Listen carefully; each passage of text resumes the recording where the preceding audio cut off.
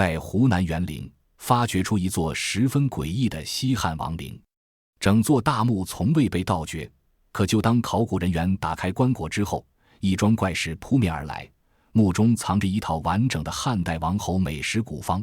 以及各种数不尽的精美陪葬品，唯独尸骨在众人眼皮底下凭空消解，这反常情形让在场专家百思不得其解。就在发掘陷入僵局时，棺内一枚刻着墓主名字的印章意外出土，谁也没想到这座离奇大墓的主人竟是他。此外，专家们顺着这位墓主留下的美食古方逐条考据，1比1复原古菜，最终的成品再一次让专家们当场惊呼，究竟是什么样的美食让几千年后的人们垂涎三尺？这座怪事频发又充满传奇的巫师王陵背后藏着什么不为人知的秘密？一切还要从一场意外的工地施工说起。1999年5月，湖南沅陵县城的虎溪山一派繁忙，当地宿舍楼基建项目正在全速推进，打桩机轰隆隆不断向下钻探，谁都没料到寻常施工会突然按下暂停键，钻头猛地撞上坚硬硬物，大量发黑腐朽的木屑顺着钻杆翻涌出来，散落在工地表面，质感和普通土石、树根有着明显区别。工人们连忙停手围上前打量，经验老道的施工老师傅一眼察觉不对劲，这些木料纹理规整，腐朽年代久远，绝不是野外老树残骸，更像是人为加工过的古代木料。众人不敢擅自往下深挖，第一时间上报乡镇文化部门。村干部与基层文物干事火速赶到现场粗略踏勘，很快得出判断，这座不起眼的小土丘底下极有可能埋藏着一座年代久远的古代墓葬。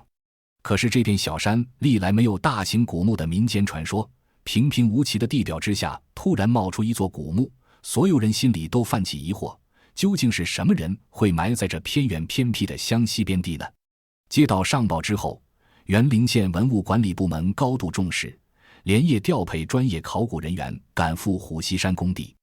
第一时间拉起警戒线封锁现场，禁止无关人员随意进出，系统性勘探工作正式启动。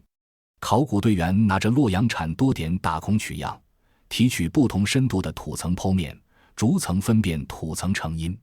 随着勘探持续推进，一些明显是人工夯筑的封土和密封性极强的白膏泥层，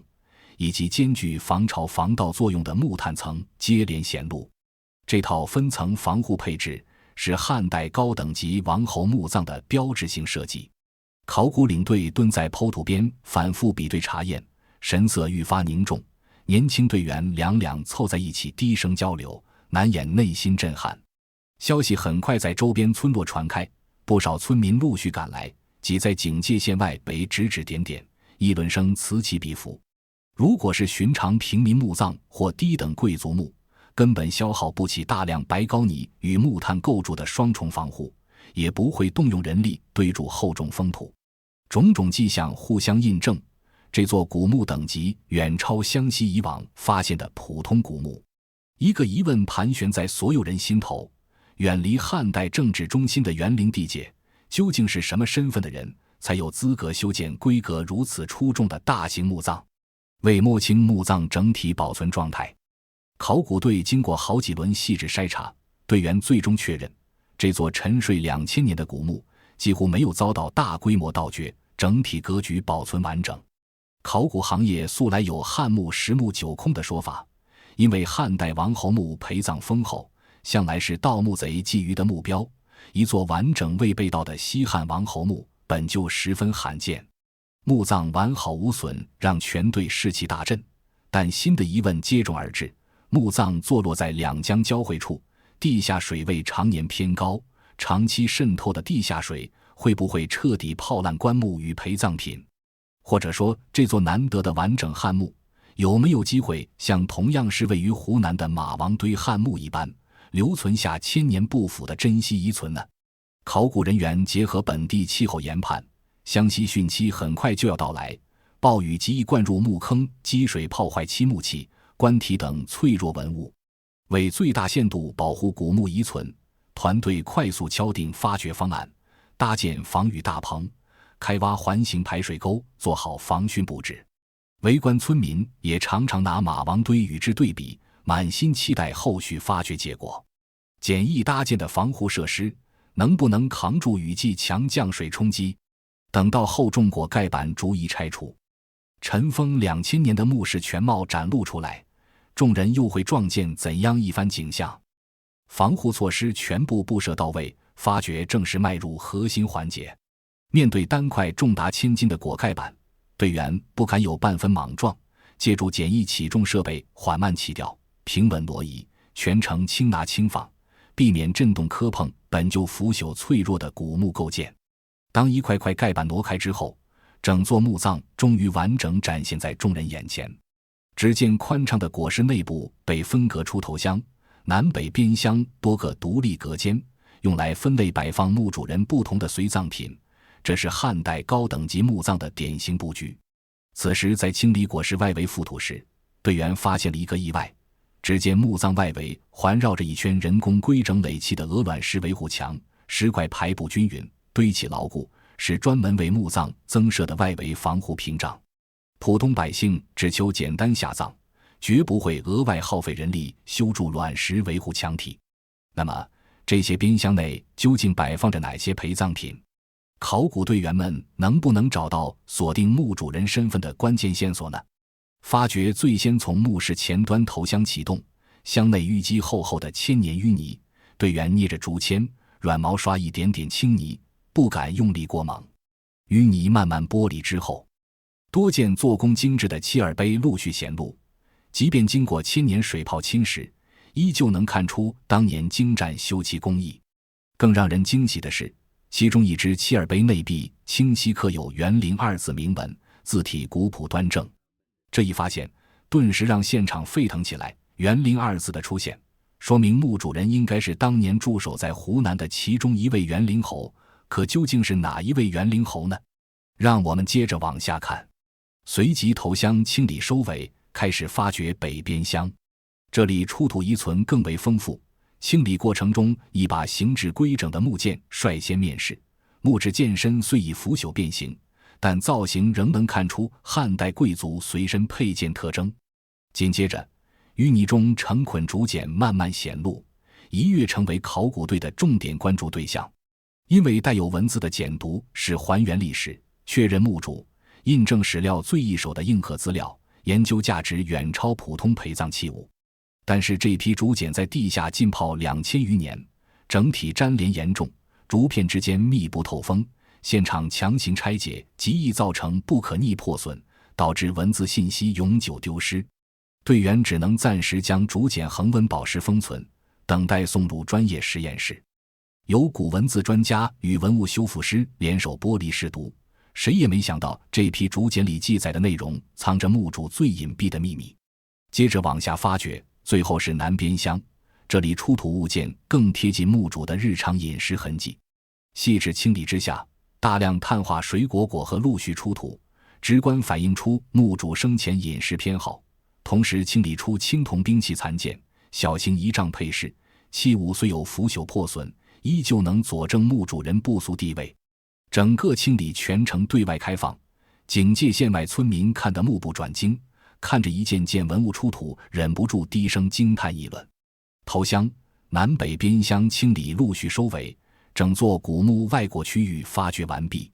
经过系统统计，外椁一共出土上千件各类文物，涵盖漆木器、青铜残件、兵器、生活遗存、文书竹简等多个品类，数量充足，品类丰富，侧面印证墓主人的尊贵地位。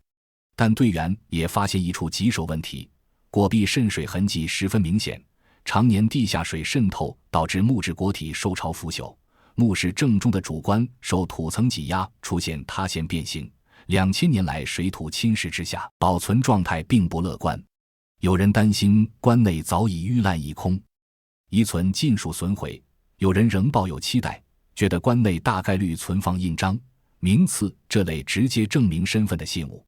眼下竹简短期内没法完成试读，起不到解谜作用，整座墓葬所有谜题的答案全部集中在核心主棺内部。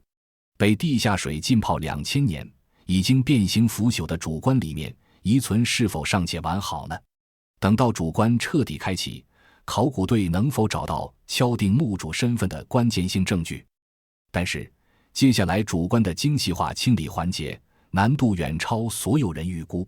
常年倒灌的泥沙灌满棺腔，厚重细密淤泥将内部空间填得满满当当，原本平整的棺盖在土层压力与水土侵蚀双重作用下严重塌陷，棺体结构受损严重。为避免人为破坏潜在珍贵遗存，队员彻底舍弃铁锹等硬质工具，全程只用竹签、细毛刷缓慢剔土清淤。清理周期被拉长，队员实行轮班值守，日夜守在发掘坑内推进工作。周边村民也养成习惯，每天准时守在警戒线外，等候主棺开启的重磅消息。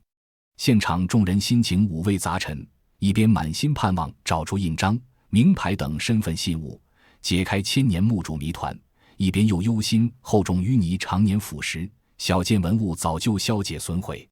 悬念越攒越浓，层层淤泥严密包裹之下，证明墓主身份的印章会不会彻底朽烂消失？耗费连日细致清理，我们还有机会找到证明墓主身份的关键物证吗？就当日复一日的清淤工作进行到尾声时，所有人都在期待见到墓主尸骨的时候，一个晴天霹雳顿时砸在所有人头上。若大主棺内除了淤泥一无所有，墓主的尸骨就这样凭空消失了，就像科幻电影里发生了尸解一般，连根头发丝都没留下。不仅是围观群众，就连专业考古队也摸不着头脑。一座从未被盗掘过的古墓，按理说应该会留下墓主的尸骨遗存才对，如此诡异的现象让所有人觉得匪夷所思。难道说当初下葬时墓主根本没有入葬，还是说当初发生了什么离奇的事情？就当考古队打算收工时，一旁不死心的领队又在主棺淤泥中使劲地搜索了一番，这一搜还真找出了一个宝贝。只见一枚质地温润、做工精巧的墨玉印章完整显露出来。这枚玉印体量小巧，历经千年水土侵蚀，依旧形制完整，印面线条清晰利落。现场专家仔细辨认确认，印面阴刻2个篆书大字“吴阳”。这个发现瞬间点燃整个发掘现场，连日疲惫与迷茫一扫而空。现场的记者激动地第一时间进行了采访报道。寻觅许久的墓主身份终于面世，为古墓解谜打开突破口。可新疑问随之而来，吴阳只是一个十分常见的人名，历朝历代同名之人数不胜数，单凭一枚私人姓名印章也没法直接断定墓主身份。为验证玉印主人身份，考古团队对照《汉书》等正史资料，系统梳理西汉初年南方诸侯分封脉络，重点厘清吴氏长沙国传承谱系。史料清晰记载，汉初长沙王吴芮奠定吴氏南疆根基，爵位由其子吴臣承袭，吴臣之子正是吴阳。史料进一步佐证，高后元年吴阳正式受封元陵侯，封地范围刚好对应如今湖南元陵。他卒于汉文帝后元2年，在位25年。墓葬修建年代、地理位置、等级规格全部和史料里吴阳的身份、封地、生平年代严丝合缝。与此同时，墓葬王侯级形制也完全契合西汉列侯丧葬礼制。玉印实物与正史记载双向印证，困扰团队许久的墓主谜题尘埃落定。这座诡异王侯大墓的主人正是西汉第1代元陵侯吴阳。身份谜底解开，一桩反常疑点又萦绕在所有人心头。堂堂正统西汉列侯，拥有高规格完整王陵，墓葬不曾被盗，防护周全，本该留存完整骸骨。可全队由外到内，从上至下细致搜完整座墓葬，始终找不到半点骸骨、牙齿等人体痕迹。一代列侯尸骨为何凭空消散，踪迹全无？除此之外，此前大批量出土的竹简又记录着元陵侯国哪些秘密？考古队将全部出土竹简送入专业文物实验室，开展脱水脱胶、分层剥离、文字修复试读工作。整理后，竹简分为3类。第一类是黄布，记录着元陵后国户籍赋税与当时社会治理的信息。第二类是日书，这是汉代择吉占卜的文书，也是当时贵族常见随葬品。最后第3类，也是其中体量最大、颠覆性最强的，竟然是一套罕见美食主题的竹简。古文字专家竹片试读归类，这批饮食竹简正式定名美食方。和经史、军政类文书不同，这批竹简通篇详细记录了上百道西汉贵族菜肴，从食材挑选、原料处理、火候把控到调味配比、烹制步骤、食用讲究，记录详尽规整，是国内现存年代最早、体系最完备的汉代烹饪专著之一，堪称2000年前王侯美食菜谱。这批美食方向我们揭露了汉初贵族饮食也是同样等级森严，王侯阶层吃什么、怎么吃，就连烹饪手法都和平民有着巨大差别。用大白话说，就是哪些菜有哪些人能吃，是有明确规定的。为真切还原2000多年前的汉代美食，直观感受元陵侯吴阳当年的饮食滋味，以致由文史学者、饮食非遗传承人和考古专家组建的专项团队成立了，专门挑选竹简记载文字最完整、工序最清晰的3道菜品：古法烤羊肉、清炖羊肉、汉代水煮鱼，外加汉代贵族主食古法重蒸鲜米饭，严格遵照美食方原文一字一句落地实操，1比1复原。复原难度远超预想，古今食材差异、厨具迭代，处处都是阻碍。专家组多次调试后，最终还原出了3菜1主食。比如这道古法串烤羊肉，食材选用节羊后腿净肉、低度米酒、食盐、古法豆酱和猪鱼子。先将羊肉剔除筋膜，切成长条，反复漂洗去除血水，再倒入米酒，全程浸渍1个小时去腥，最后取出，用粗麻布按压吸干表面所有水分，防止烤至出水发腥。接着削细竹条，竹条穿肉定型，架在木炭明火上慢翻炙烤，边烤边分次刷，提前兑好的盐、豆酱注于调料汁，全程文火慢烤，避免猛火焦糊，烤至肉质紧实，表皮微微焦香即可出锅。最终呈现的烤羊肉外皮微焦干爽，内里肉质紧实不柴，没有厚重的现代调料味，淡淡的猪鱼辛香融合肉香，鲜鲜清雅，原汁原味。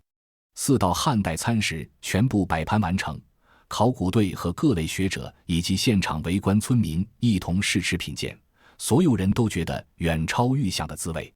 不少村民原本下意识觉得2000年前的古菜粗陋寡淡，入口之后纷纷诧异感慨，原以为古人吃饭没什么滋味，没想到用料克制却格外鲜香，清淡适口，一点不输现在的家常菜。有考古研究员细细咀嚼烤羊肉后感慨，没有繁杂重口佐料，全靠食材本身质感提味，也终于读懂吴阳痴迷整理菜谱的缘由。汉代上层饮食讲究本味雅致，并不是一味铺张奢靡。这次古法复原完全跳出现代人对古代饮食的刻板想象，菜肴的风味全部出人意料，同时也真切摸到了元陵侯吴阳当年日常3餐的烟火底色。谁能想到镇守边陲的列侯吴阳，身居治理一方的爵位，却耗费大量心血钻研厨艺，整理菜谱，把人间烟火细致记录在竹简之上。身为封地管理者，吴阳本该专注政务属地治理，为何偏偏痴迷美食研究呢？这份偏爱烟火饮食的背后，是否藏着身不由己的人生无奈与自保智慧？除此之外，还有2大未解之谜。其一，汉初刘邦大肆铲除异姓诸侯王，为何唯独长沙吴氏一脉得以存续，让吴阳顺利受封元陵侯？其二，防护完备，未曾被盗的王侯大墓，吴阳尸骨为何离奇消失？逐一拆解3重谜题，才能读懂这位汉代边陲王侯完整一生。想要理解吴阳痴迷美食的选择，不能只从爱好的角度看待，要立足汉初暗流汹涌的政治格局，才能读懂异姓诸侯后裔的生存困境与处世智慧。西汉初年天下初定，朝堂局势敏感微妙，汉高祖刘邦对手握封地，掌握地方实权的异姓诸侯王始终满怀猜忌，多方制衡。皇权集权大势之下，所有异姓诸侯都站在风口浪尖，一步踏错便招来杀身之祸，宗族倾覆。吴阳身为吴氏长沙国后辈，新晋列侯，虽有爵位，坐拥园陵封地，却始终处在朝廷猜忌包围圈里，政治处境被动局促。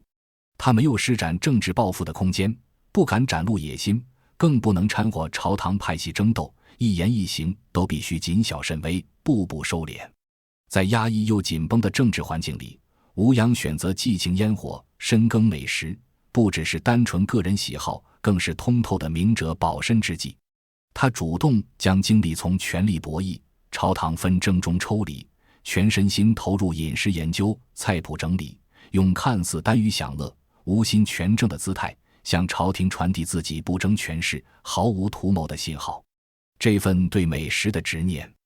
是他规避政治风险、保全自身、守护宗族封地的处世谋略。抱负无处安放，处境步步受限，他只能把满腹隐忍心绪寄托在一菜一饭之间，在烟火饮食里求得安稳自在，走完一生。读懂这份隐忍，便能明白，吴阳热爱美食，从来不是奢靡享乐，而是乱世诸侯的无奈自保之举。即使这样，那么吴阳就能避免被刘邦清算吗？实则不然。在西汉开国之后，刘邦为收拢皇权，强化中央集权，开启大规模清算异姓诸侯王的行动。韩信、彭越、英布等战功赫赫、实力强盛的异姓王相继倒台，封地尽数收归朝廷。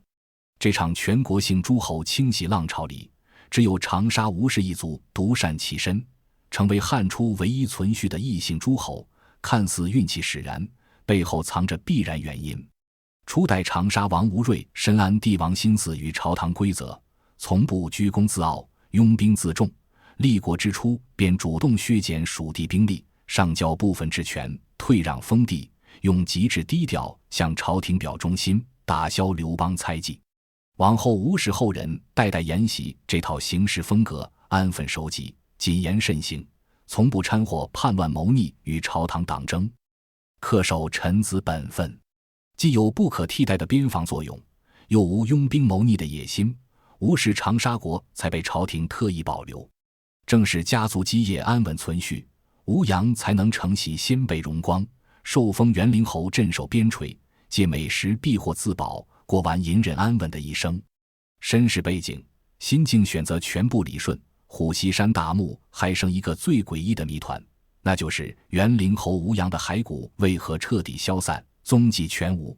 吴阳骸骨历经2000年彻底消解，并不是单一意外造成，而是多重劣势叠加的必然结果。第一，棺椁防护层级偏弱。身为列侯墓葬，虎溪山大墓只采用1椁2棺配置，棺椁层数偏少，防护结构单薄，隔绝水汽的能力不足，没法形成密闭稳定的防腐环境，难以长期保护骸骨与有机质遗存。第二，墓葬建造存在先天防渗缺陷，椁板拼接工艺相对粗糙，板材之间留有细微缝隙，地下水持续渗入墓室，常年浸泡腐蚀棺体与墓主人遗骸，慢慢分解骨质结构。第三，地理水土环境先天不利。虎溪山坐落于原水、有水交汇地带，地下水位常年居高不下，本地土壤酸性较强，酸性水土是骨质、有机质遗存最大天敌，长期渗透侵蚀之下，即便坚硬骨骼也会逐步分解消融，历经2000年的漫长时光，最终消散得干干净净，连一根头发丝都没有留下。多重弊端叠加，造就这座奇特的吴氏王陵。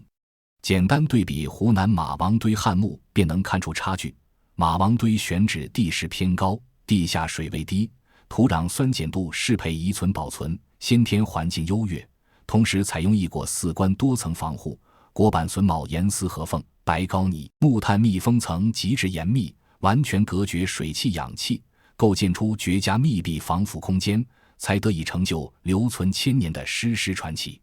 至此，贯穿整座墓葬的3重终极谜题全部解开。回望初代园陵侯吴阳一生，满是时代裹挟之下的隐忍、无奈与通透。吴阳一生身处汉初敏感的异姓诸侯体系，一辈子收敛锋芒，谨言慎行，不追逐权位功名，在暗流涌动的朝堂格局里，以美食寄托心绪，借烟火消遣避祸，安稳护住封地与宗族。对他而言，整理菜谱、钻研烹饪不过是排解苦闷、明哲保身的闲情消遣，是身处乱世无可奈何的自我宽慰。他万万不会料到，2000多年风雨更迭，王侯爵位，朝堂纷争，宗族荣光尽数烟消云散，自身骸骨消融在湘西泥土之中，不留一丝印记。唯独当年他用心整理的美食方，跨越千年留存至今，成为后人研究汉代王侯生活、解读古代饮食文化的珍贵瑰宝。一代隐忍王侯，无意青史留名，反倒凭人间烟火流传千载。那些被时代裹挟的委屈与心境，最终凝于一支古方，让后世之人触摸到汉代鲜活温热的市井烟火。广袤湘西山野之下，还有多少尘封千年的汉代往事静静埋藏土层深处，静待机缘来临，慢慢向世人诉说被岁月掩埋的过往。好了，本期的故事就讲完了，喜欢的观众别忘了点赞关注。眼见古今，与您下期再见。